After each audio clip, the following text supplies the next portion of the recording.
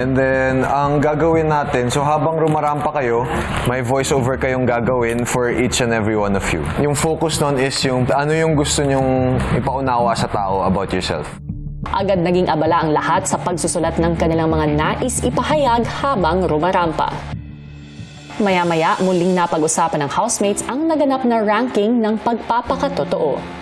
For me, lahat tayo talaga totoo dito. Oo, totoo yun. Parang iba-iba lang tayo ng way Of showing. like, iba-iba tayo, of course. Even yung mga close ko, may times sa parang close ko siya pero hindi ako nag-open. Like, we're not open. So, yun, I didn't see it super negatively. Yeah. Ako din naman. Like, yung kung paano ko tinignan sa kung paano kayo nag-vote, kung paano din ako nag-vote. Ganun din. Pero it's just baka yung iba-iba lang din yung pagkakaintindi talaga. Kaya tanong din ni Bianca. Wala din talaga ako na kayo yung dalawa na nasa dulo. Like, Accept ko din kasi feeling ko talaga yung sa kanila yung boundaries and walls talaga.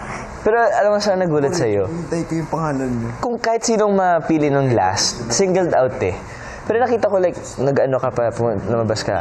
Pero you really remain collected. I mean, wala kang sinabing masama, wala kang sinabing iba. Inintay mo muna na inano mo yung thoughts mo. Ang galing nun. Like, sabi ko na kay Kuya, that's really good. Like, one, you're very brave, and two, you're very mature. Kasi to handle it that way is very impressive. Sabi ko, ang galing. Tapang mo, na the fact na, galing. Then, nung una talaga galit ako.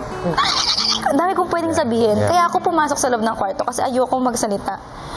Tapos doon ko parang iniyak. Tapos, I prayed.